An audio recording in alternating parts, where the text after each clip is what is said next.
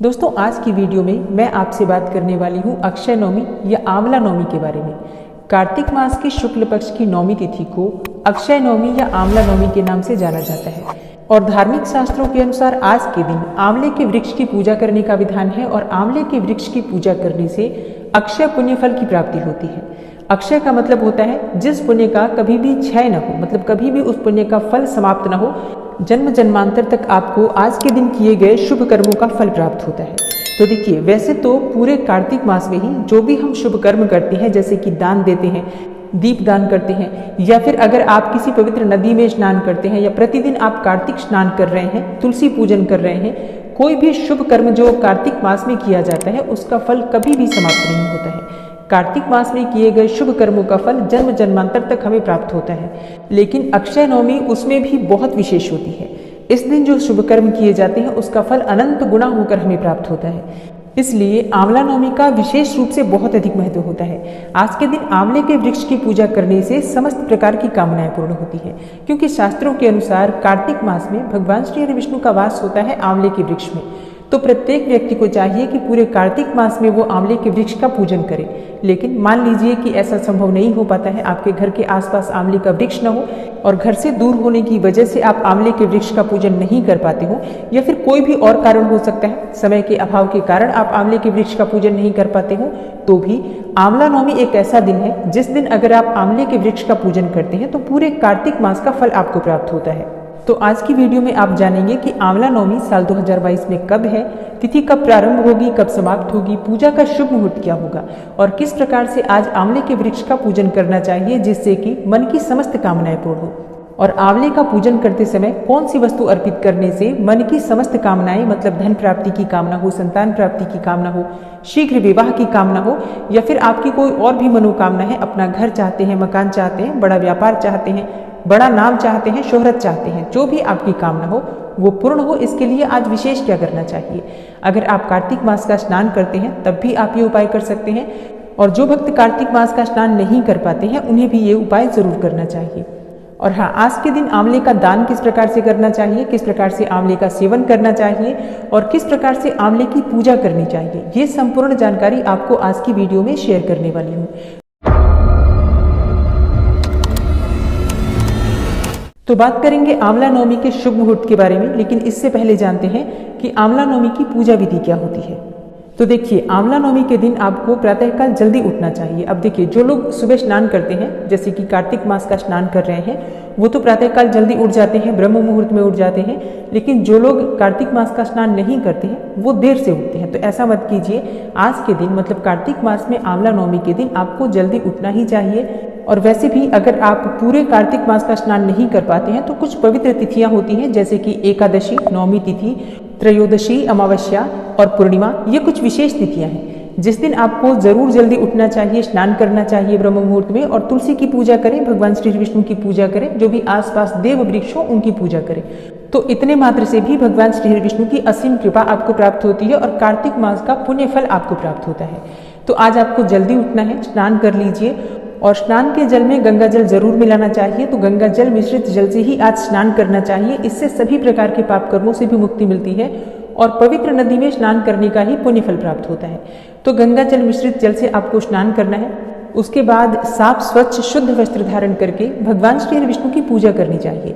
देखिए, वैसे तो शास्त्रों के अनुसार सबसे पहले सूर्यदेव को जल अर्पित करने का विधान है, लेकिन क्योंकि ब्रह्म मुहूर्त का समय होता है तो उस समय सूर्यदेव दिखाई नहीं देते हैं।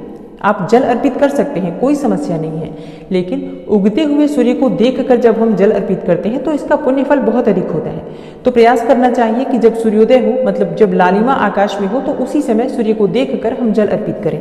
तो ऐसे में जब तक सूर्य देवता दिखाई नहीं देते हैं तब तक आप भगवान श्री विष्णु की पूजा कर लीजिए, तुलसी में जल अर्पित कर लीजिए। और अगर आपके घर के आसपास आंवले का वृक्ष है तो वृक्ष के पास जाकर वृक्ष की पूजा करनी चाहिए। देखिए, वैसे तो शास्त्रों के अनुसार जो देव वृक्ष होते हैं, मतलब वृक्षों की ही पूजा का विधान बताया गया है, लेकिन अब क्योंकि नहीं मिल पाते हैं आसपास वृक्ष, तो इसलिए हम गमले में लगा लेते हैं पौधे और उन्हीं की पूजा करते हैं।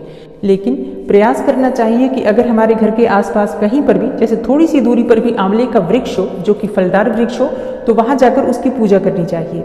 लेकिन अगर आपके घर के आसपास कहीं भी आंवले का वृक्ष न हो तो ऐसे में आप गमले में लगाकर भी आंवले की पूजा कर सकते हैं। तो अब जानते हैं कि आंवले के वृक्ष का पूजन आंवला नवमी के दिन किस प्रकार से करना चाहिए।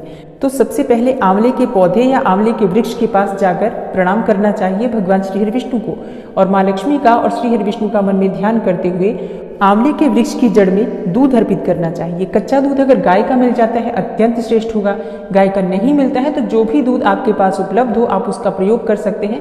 बस आपको एक चीज का ध्यान रखना है, जिस पात्र में आपको दूध रखना है उस पात्र में सबसे पहले आपको गंगा जल लेना है, उसके बाद आप कच्चा दूध डालिए और इसके बाद इस दूध को आप आंवले की जड़ में अर्पित कर दीजिए। उसके बाद थोड़ा सा जल अर्पित कीजिए और इसके बाद धूप, दीप, नैवेद्य, अक्षत, पुष्प ये सभी चीजें आपको आंवले के वृक्ष की जड़ में अर्पित करना है। आज के दिन आंवले के वृक्ष में आपको यज्ञोपवीत जरूर अर्पित करना है, पीला यज्ञोपवीत जो कि भगवान श्री विष्णु का मन में ध्यान करते हुए आप अर्पित करेंगे। और आंवले के वृक्ष की जड़ में आंवले के फल भी अर्पित किए जाते हैं, अगर आपके पास उपलब्ध हो तो जरूर अर्पित कीजिए। और इसके बाद आप आंवले में भोग अर्पित कर सकते हैं, तो कोई सी भी मिठाई या फल जो आपके पास उपलब्ध हो आंवले की जड़ में अर्पित कीजिए। और उसके बाद आपको आरती करनी है आंवले के वृक्ष की। और आंवला नवमी के दिन विशेष होता है आंवले की परिक्रमा करना। वैसे तो जिस दिन भी आप पूजा करते हैं, प्रत्येक दिन जब हम आंवले की पूजा करते हैं तो आंवले की परिक्रमा जरूर करनी चाहिए। किसी भी वृक्ष की परिक्रमा अत्यंत आवश्यक होती है। तो आंवले के वृक्ष की परिक्रमा कितनी संख्या में करेंगे? 8 परिक्रमा करेंगे। आंवले के वृक्ष की 8 परिक्रमा की जाती है। अपने हाथ में कच्चा सूत ले लीजिए, कच्चा सूत ना हो तो आप कलावा ले सकते हैं और 8 बार आपको आंवले की परिक्रमा करनी है। घूमते हुए वो धागा लपेटना है, सूत लपेटना है और ओम नमो भगवते वासुदेवाय नमः इस मंत्र का जप करना है। इसके बाद वृक्ष देवता को प्रणाम करके और आप अपने घर आ सकते हैं। तो सुबह की पूजा आपकी इसी प्रकार से होगी और प्रयास कीजिए कि आज के दिन आप आंवले की पूजा, जो सुबह की आंवले की पूजा है, वो आप सूर्योदय होने से पहले कर लीजिए। ये बहुत श्रेष्ठ होगा।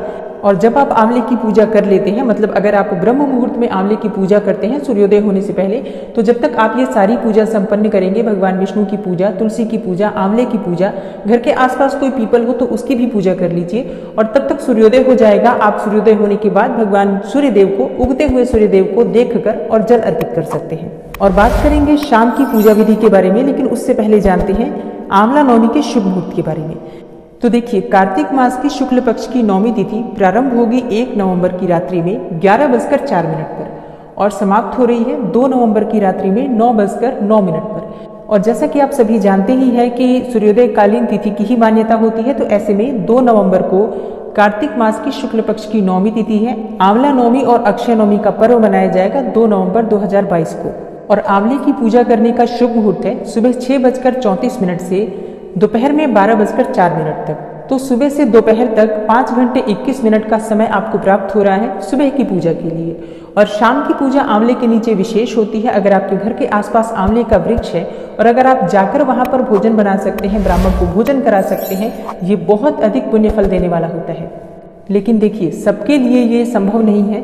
तो ऐसे में आपको क्या करना चाहिए? आपको चाहिए कि आप एक आंवले का पौधा घर में लेकर आएं, गमले में लगाएं उसे और इस पौधे को अपने घर की रसोई में रखिए। शुद्ध सात्विक भोजन वहां बनाइए और उसके बाद शुद्धता के साथ, सात्विकता के साथ, संभव हो तो किसी ब्राह्मण को भोजन करा सकते हैं, नहीं करा सकते हैं तो कोई बात नहीं, परिवार के सभी सदस्य मिलकर उस पौधे के आसपास ही अगर भोजन करते हैं तो इससे आपको उतना ही फल प्राप्त होगा। और इसके बाद इस पौधे को उठाकर आप अपने घर में कहीं पर भी जहाँ पर खुला स्थान हो, जैसे कि बालकनी में रख सकते हैं, छत पर रख सकते हैं और प्रतिदिन इसकी पूजा कर सकते हैं। और हाँ, इसके साथ ही एक और काम आपको करना है। आज के दिन आप भगवान श्री विष्णु को आंवले जरूर अर्पित कीजिए। हरे आंवले जो फल होते हैं आंवले के, वो भगवान श्री विष्णु को अर्पित करके और उनके सामने आप विष्णु सहस्त्र नाम का पाठ कीजिए। ये बहुत ही श्रेष्ठ फल देने वाला होता है। बाद में उस आंवले का क्या करें? देखिए, बाद में आप चाहें तो उस आंवले को दान कर सकते हैं। आज के दिन आंवला दान करने का 1,000,000 गुना फल प्राप्त होता है। कहा जाता है कि आंवले का दान अगर आप कार्तिक मास में करते हैं तो इससे स्वर्ण दान के समान पुण्य फल की प्राप्ति होती है। तो भगवान श्री विष्णु के सामने आंवले अर्पित करने के बाद उसमें से कुछ आंवले आप किसी ब्राह्मण को दान कर सकते हैं, किसी मंदिर में पुजारी को दान कर सकते हैं और कुछ आंवले आप अपने घर में प्रसाद स्वरूप परिवार के सभी सदस्य ग्रहण कर सकते हैं। आज के दिन आंवले का दान करने से, आंवले का सेवन करने से बहुत अधिक पुण्य फल की प्राप्ति होती है। और अगर आज के दिन आंवला खाते हैं तो सभी प्रकार की रोग बीमारियों से मुक्ति मिलती है, अपार धन संपदा की प्राप्ति होती है। किसी भी प्रकार की आपकी कामना हो, अगर आप आंवले की पूजा करते हैं, आंवले का सेवन करते हैं और आंवले का दान करते हैं तो निश्चित ही वो कामना पूर्ण होती है।